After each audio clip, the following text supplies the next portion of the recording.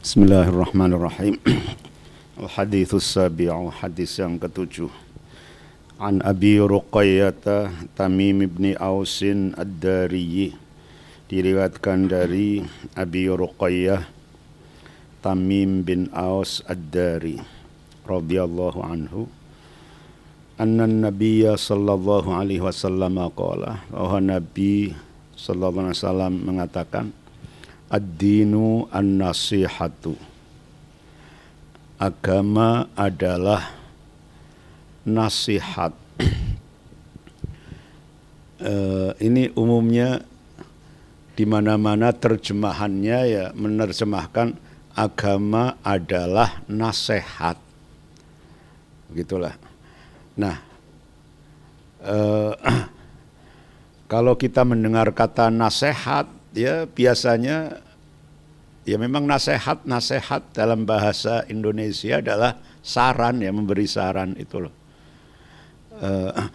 Padahal arti nasihat ini kesetiaan gitu artinya ya. Bukan nasihat yang berarti itu saran, apa petuah ya, petuah bukan itu ya. Agama adalah nasihat. Nah, nasihat itu dalam bahasa Indonesia dari kata Arab artinya setia itu. Setia adalah menghendaki kebaikan untuk orang lain itu loh, setia itu. Lah, termasuk petuah itu juga bagian dari nasihat itu lah. Karena orang memberi petuah berarti kan menginginkan orang lain itu baik, orang lain itu selamat, orang lain itu bahagia, orang lain itu tidak celaka, orang lain itu tidak menyimpang dan seterusnya itu ya. Makanya ketika para sahabat mendengar ad-dinu an-nasihah, agama adalah kesetiaan, gitu kan ya. Qulna liman, makanya mereka mengatakan itu. Kami para sahabat bertanya, setia pada siapa Nabi? Qala, Nabi menjawab, lillahi wali kitabihi wali rasulihi wali a'immatil muslimina wa ammatihim. Adalah setia kepada Allah, setia kepada Al-Quran, kitab Allah, setia kepada utusan Allah, setia kepada para pemimpin kaum muslimin, dan setia kepada orang-orang awam, ya, orang umumnya, orang-orang Islam. Rawahu Muslim. Jadi kalau pemahaman kita nasihat diartikan saran atau petuah, nanti tidak nyambung. Nasihat kok nasihat kepada Gusti Allah, nasihat kepada Quran, petuah kepada Quran, petuah kepada Allah, petuah kepada Nabi, ya itu jelas tidak nyambung. Karena itu ya artinya yang benar adalah tadi itu kesetiaan itulah. Agama itu kesetiaan, ya, kesetiaan pada Allah, yaitu ya setia itulah, punya niat baik untuk menjalankan aturan-aturan Allah. Setia kepada Quran, ya ada niatan baik untuk melaksanakan isi Al-Quran. Setia pada Rasul, sama, setia pada para pemimpin dan kepada semuanya orang-orang Islam itulah. Jadi kalau begini, agama itu sumbernya ada di dalam hati, ya. Hati yang baik menginginkan kebaikan bukan untuk dirinya sendiri, tetapi untuk semuanya. Ini barangkali yang ya di zaman kita ini semakin apa ya, semakin mengecil atau semakin melorot lah ya rata kesetiaan dengan semakin tumbuh suburnya egoisme tumbuh suburnya ya apa individualisme itu ya. Jadi perihal orang lain seolah-olah bukan hanya masa bodoh saja, tetapi malah harus saya sendiri yang enak, yang baik, yang bahagia dan seterusnya. Ini jauh dari apa yang dipesankan atau inti dari agama itulah an-nasihah. Al-haditsus tsaminu, hadis yang ke-8. An Ibni Umar radhiyallahu anhuma. Nah, karena nasihat itu artinya kesetiaan, mestinya kalau orang memberi nasihat, memberi saran, memberi petuah, itu juga harus berdasar rasa setia dalam hati. Artinya setia ya umpamanya ada orang yang keliru, melakukan kesalahan, kemudian kita kasih saran, ada perasaan dalam hati agar teman atau orang ini jangan sampai terkena dosa, terkena siksa, begitu loh. Jadi rasa belas kasih kepada sesama itu menjadi tumbuh subur. Bukan memberikan saran atas dasar menggurui atau apa, tapi betul-betul atas dasar ayo bareng-bareng selamat, bareng-bareng berayan selamat, itulah dasarnya itulah. Itu wali Rasul lillah itulah. Nah, kalau orang memberi nasihat atas dasar kesetiaan, ya tentunya sangat berbeda dengan nasihat yang diberikan dengan cara emosional atau cara yang keras atau yang lain-lain lah. Misalnya ya, kalau kita perhatikan itu ya, dulu di zaman Nabi ada seorang yang berulang-ulang dihukum karena minum khamr, minum arak. Ya hukumannya hukuman cambuk itu ya, 40 kali cambukan kan sekali minum khamr. Sudah dihukum, masih mengulangi lagi berkali-kali, dihukum terus. Sampai kemudian ada seorang yang komentar setelah orang itu dihukum dengan komentar mencaci lah, menunjukkan rasa kebenciannya kepada si pelaku tersebut dengan mengatakan ya, kamu dikutuk Allah, la'anakallah gitu ya. Mengatakan kira-kira seperti itu. Sudah berkali-kali kok nggak kapok-kapok ya, kutuk Allah. Nah, ketika orang menyampaikan seperti itu dan didengar oleh Nabi, kebetulan Nabi mendengar, Nabi menjawab, melarang, la takun aunan lisyaiton ala akhika. Jangan kau menjadi pembantu setan ya, untuk mencelakakan saudaramu. Gitu ya. Artinya komentarmu itu tidak baik itu. Ya. Rasa kebencianmu terhadap si orang tadi yang dihukum berkali-kali jelas itu membantu setan. Setan lebih senang kalau kamu jengkel, benci, setan sorak itulah. Gitu ya. Nah, kemudian Nabi menjawab itu, mengatakan seperti itu. Nah, jadi ketika Nabi memberi hukuman, menjatuhkan hukuman pun, ya hukuman dijatuhkan atas dasar nasihah itu, atas dasar kesetiaan itu ya. Nah, nah sekarang kan ya banyak sekali hal yang tidak seperti itu ya.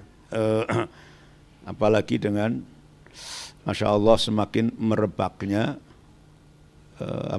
ujaran kebencian itu ya, lewat dunia maya itu. Jadi di mana kesetiaan itu yang disebarkan itu rasa benci dan rasa jengkel, dan itu diantar sesama orang Islam sendiri. Rawahu Muslimun.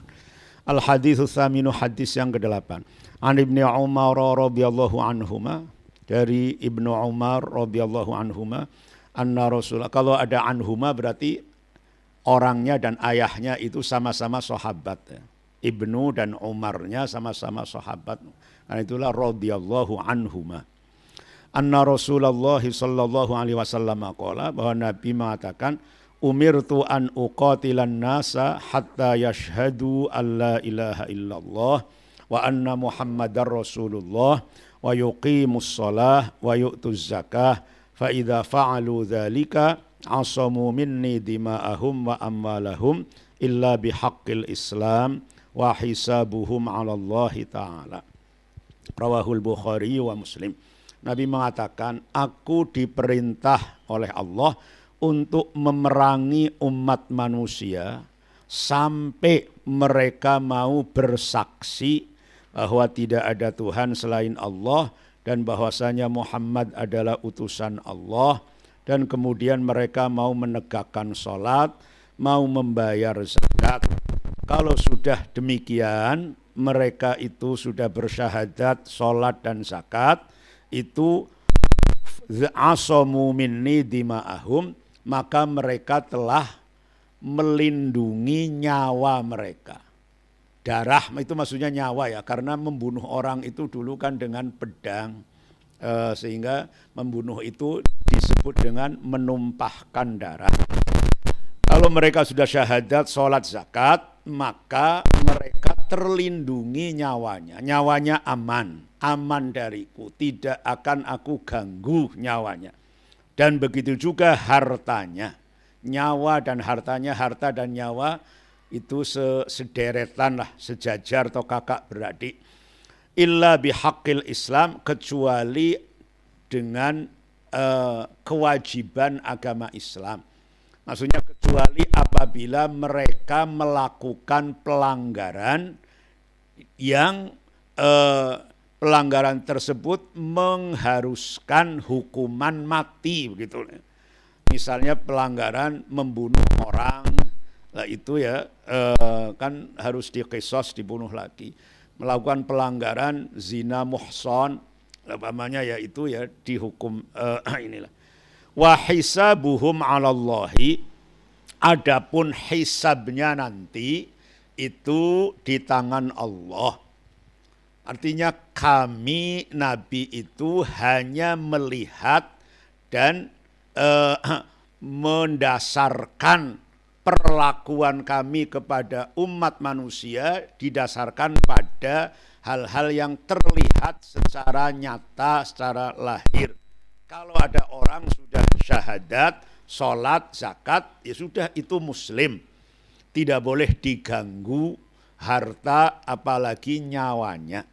Soal Islamnya bagaimana, hatinya seperti apa, ini bukan urusan Nabi. Karena manusia walaupun Nabi sendiri ya tidak bisa untuk melihat dan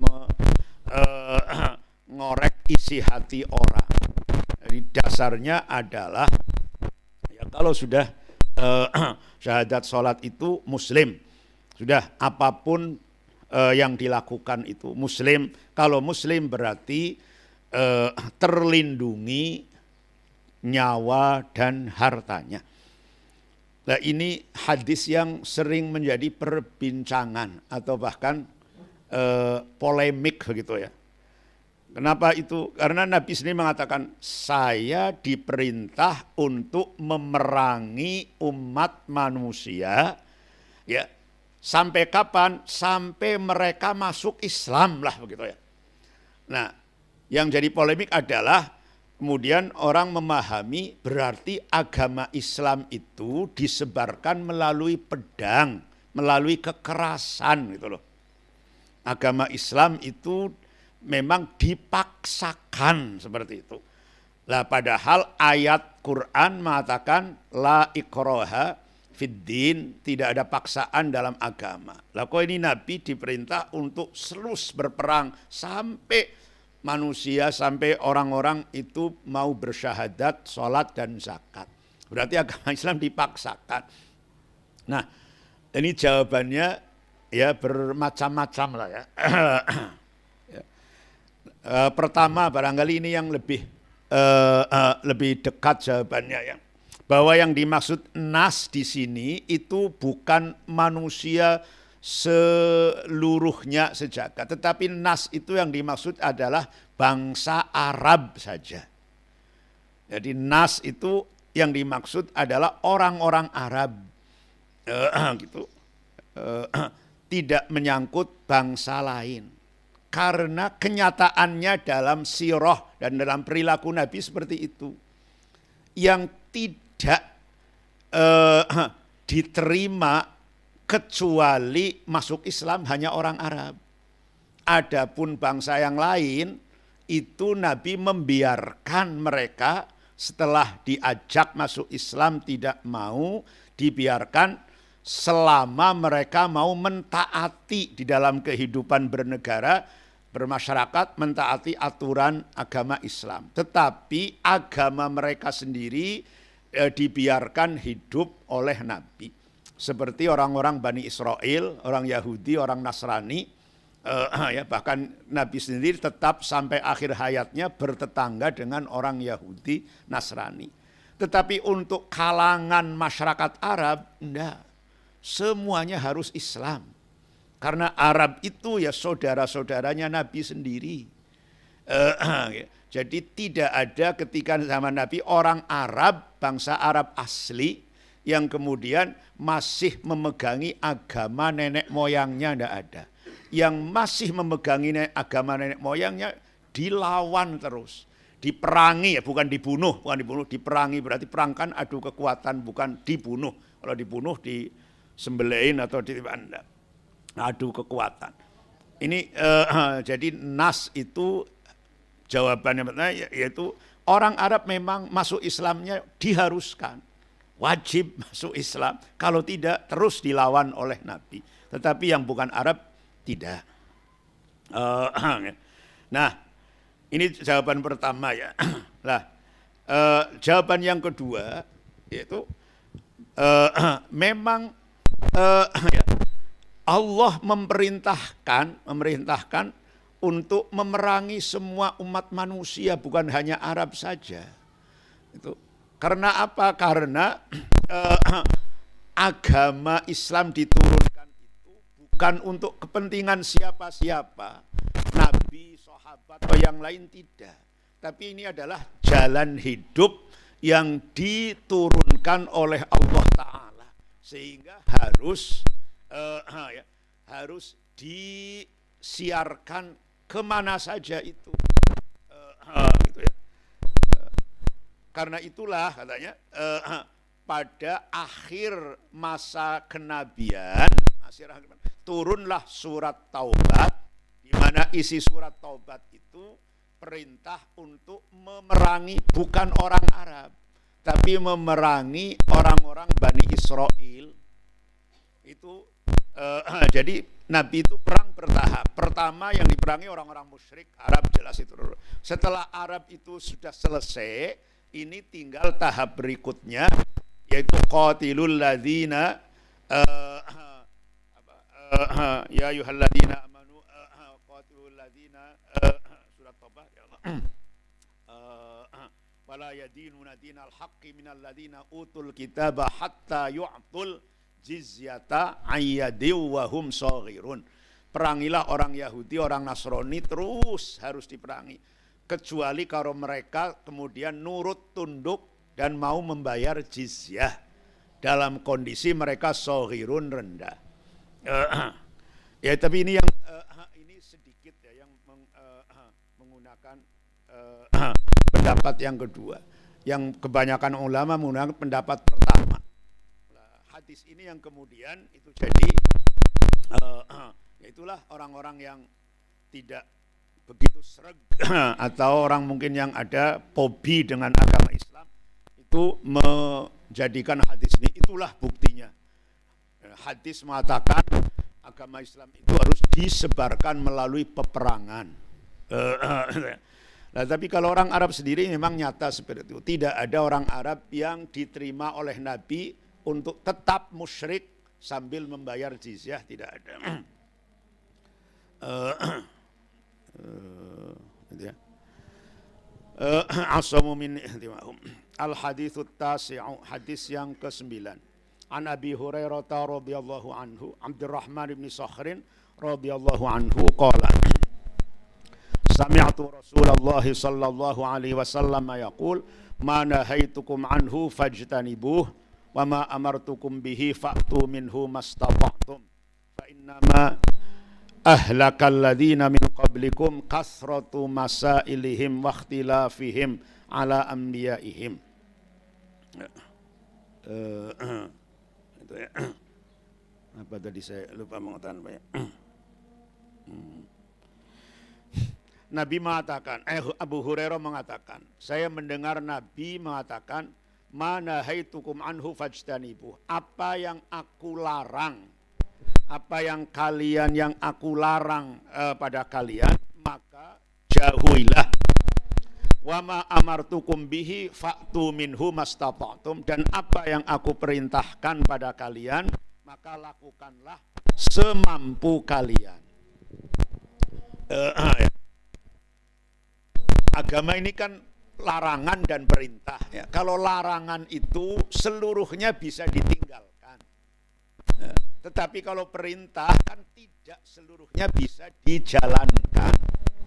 Ya. Larangan kan, karena larangan itu kan tidak melakukan. Ya. Meninggalkan pencurian, meninggalkan gosok, meninggalkan zina, meninggalkan apa. Seluruhnya bisa ditinggalkan. Tetapi kalau perintah tidak mungkin seluruhnya bisa dilakukan. Karena itulah redaksinya begitu. Segala yang aku larang tinggalkanlah, dan yang aku perintahkan jalankan sesuai kemampuan, sebatas kemampuan. Karena itu sebetulnya kalau khotib itu ya biasanya kalau khutbah mengatakan marilah kita tingkatkan ketakwaan kita, takwa yang sebenar-benarnya, yang dengan menjalankan seluruh perintah Allah dan menjauhi seluruh larangan. Ini sebetulnya ya tidak benar sebetulnya ya. Sebetulnya tidak benar ya, karena tidak mungkin orang bisa menjalankan seluruh perintahnya, tidak benar. Jadi yang benar adalah dengan meninggalkan seluruh larangan ya, dan menjalankan ya perintah-perintah Allah yang kita mampu. Ya, ada perintah zakat. Nah, kalau kita tidak mampu, belum kaya ya jelas tidak mampu zakat. Perintah haji begitu juga lah. Ya. Kalau menjalankan perintah semuanya saya kira ya tidak ada itulah. Nabi sendiri mengatakan wa ma amartukum bihi fa'tu minhu mastata'tum. Itulah. Fa innama ahlakal ladzina min qablikum, ya. Karena ya orang-orang sebelum kalian itu menjadi celaka itu disebabkan oleh banyaknya pertanyaan mereka itu, dan dari banyaknya pertanyaan itu kemudian menimbulkan adanya perselisihan atau berbeda dengan nabi mereka. Maksudnya ini adalah perintah, hadis ini merintahkan agar kita di dalam agama itu supaya tidak neko-neko lah ya.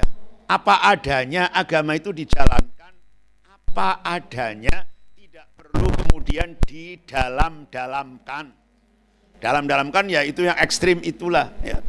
Jadi yang sedang-sedang saja orang menjalankan agama itu tidak usah kemudian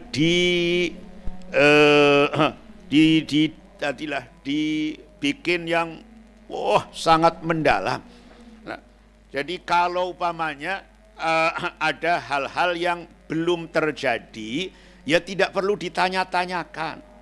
Nabi tidak mau menanggapi pertanyaan-pertanyaan yang hanya sebatas pengandaian, ya hipotesa saja, itu enggak. Yang ditanyakan ya yang memang sesuatu yang sudah ada lah, sudah terjadi. Ya, jangan yang ande-ande. Karena semakin orang itu mendalam-dalamkan agama, maka akan semakin tidak mampu menjalankan lah. Itu sama dengan cerita orang-orang di zaman Nabi Musa, orang Bani Israel itu ketika diperintah oleh Allah untuk nyembelih sapi. Innallaha ya'murukum an tazbahu baqarah. Itu. Qalu atattakhiduna huzwa qala a'udzubillahi an takuna minal jahilin. Sebetulnya ketika diperintah nyembelih sapi ya sudah, tinggal cari sapi sembelih. Selesai sudah itu. Selesai sudah. Tetapi mereka kemudian bertanya, ya Musa, bertanya ma launuha, ud'u rabbaka ma launuha, tanyakan kepada Tuhan apa warna sapi itu. Ya kemudian dijawab, bukan laun itu ya, sapinya sapi yang muda atau yang tua jawabannya lah. Kemudian dijawab oleh Allah, sapinya tidak muda tidak tua. Awanum baina dzalik faf'alu ma tu'marun. Yang tadinya boleh sapi muda, boleh sapi tua, ketika ditanyakan menjadi lebih sempit, tidak muda tidak tua, harus sapi sedang. Sudah begitu masih tanya warnanya. Kulit sapinya kelirnya seperti apa, warnanya seperti apa, hitam kek, coklat kek, putih kek. Kemudian jawab sapi yang safra ufaqi'un launuha tasudrun nadhirin. Jadi sapi yang kuning berining seperti emas itu loh. Wah, tambah susah lagi. Sudah itu masih tanya lagi, sapinya yang biasa dibayar kerja atau bukan? Akhirnya tanya, sapi yang tidak pernah dibayar kerja sekalipun, sangat dimanja. Kulitnya itu mulus, la syata fiha, dan tidak pernah dibayar kerja. Wah, tambah repot sekali. Akhirnya menurut cerita, sapi itu harganya berkilo-kilo emas itu ya. Artinya sangat-sangat mahal. Carinya juga sangat susah, sangat sulit. Kemudian harganya yang menjadi sangat mahal. Nah, itu akibat ulah mereka sendiri. Nah, kita itu kemudian diperintah menurut hadis ini supaya jangan seperti itu ya. Agama dijalankan dengan sedang-sedang saja, tidak perlu didakik-dakikkan, kalau bahasa santri itu tulisan dakik-dakik ya. Biasa saja lah. Ya, karena kalau mendalam-dalamkan agama itu ya nantinya nuruti hawa nafsu ya, nuruti selera itu.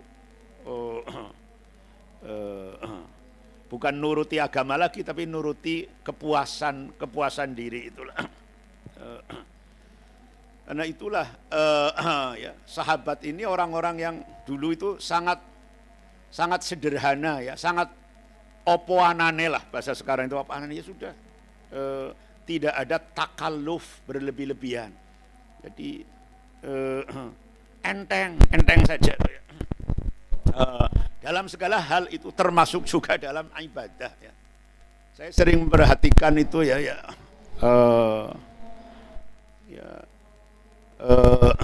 para ulama misalnya ya ibadahnya luar biasa itu ya, tetapi sedang itu ya. Jadi beginilah, kenceng dalam ibadah, tetapi tidak ngoyo begitu loh ya. Perbedaannya ini kan sangat perbedaannya sangat tipis antara kenceng dalam bahasa Arab solabah itu membaca, solab itu membaca, solabah itu membaca, kenceng dalam memegangi prinsip dengan ekstrim ya, ekstrim. Kalau ekstrim itu sesuatu yang sunnah dianggap wajib lah, itu ekstrim lah. Sesuatu yang makruh dianggap haram lah, itu ekstrim namanya ya. Ini orang tengah malam harus bangunin, ayo supaya bangun, sholat tahajud semuanya. Seolah-olah tahajud itu wajib. Ya, ekstrim itu ya. Jangan makan yang enak-enak, makannya harus yang Nah ini dalam bahasa dulu bukan ekstrim, bahasa agama hulu namanya ya. Hulu itu berlebihan itulah. Yang berlebihan digambarkan oleh Nabi seperti orang yang mengendarai kuda atau onta dengan tanpa henti, tanpa istirahat. Mengendarai jarak jauh ditempuh terus, tidak ada istirahat. Akhirnya gimana? Ontanya sendiri mati karena tidak kuat. Nah, kalau ontanya mati atau kudanya mati di tengah jalan, tidak akan sampai tujuan. Nah, begitu juga agama yang dijalankan dengan cara berlebihan, nanti wah, akhirnya orangnya itu ya putus asa, bosan itulah. Ya, bosan akhirnya ya tidak sampai tujuan. Lah lain dengan kenceng. Kenceng itu tidak ada kompromi kalau soal agama. Tidak ada kompromi kalau ini haram ya haram, tidak ada itu kompromi. Tetapi tetap luas begitu loh. Sama dengan ketika Nabi dilobi oleh orang-orang Quraisy melalui pamannya yaitu Abu Thalib. Abu Thalib kemudian mengatakan pada Nabi, tadi itu orang-orang tokoh-tokoh kesini semua, bagaimana itu ya? Ya permintaannya hanya satulah, berhenti, banyak kamu jangan seperti itu. Lalu Nabi mengatakan, "Law wada'u syamsa fi yamini wal qamara fi yasari ala an atruka hadzal amra ma taraktuhu hatta yudhhirahu Allah au ahlika duna." Paman, seandainya mereka mampu meletakkan matahari di tangan kananku, bulan di tangan kiriku, agar aku meninggalkan ini, sama sekali tidak akan aku tinggalkan. Sampai Allah sendiri yang menangkan agama ini, atau aku mati, paman. Nah ini solabah itu ya, kenceng. Sayyidina Umar bukan ekstrim, tapi kenceng orangnya di dalam agama tanpa kompromi. Ini hadis tadi intinya agar kita menjalankan agama jangan di dalam-dalamkan. Biasanya penyakitnya ilmu fikih itu ini biasanya suka mendalam-dalamkan, mencari-cari persoalan yang jauh dari kenyataan lah. Lalu ada ya. Saya pernah ditanya oleh seorang, dia tanya, saya gimana umpama ada sapi kok melahirkan manusia, ini manusianya dianggap manusia apa dianggap sapi? Ya. Lahir dari 2 ekor sapi tapi lahir manusia pamannya. Ini sapi apa manusia? Ya saya jawab, kurang kerjaan apa kamu? Yang masalah yang ada juga banyak yang belum bisa terjawab kok sampai nanya-nanya yang seperti itulah. Nah ini biasanya itu penyakitnya fikih seperti itu ya. Ya bukan fikih saja ya. Tajwid juga seperti itu ya. Sampai kadang di dalam-dalamkan tuh, sama kundalinda, nah ini berlebihan lah saya kira. Ya cukup segitu aja dulu ya. Rawahul Bukhari wa Muslimun.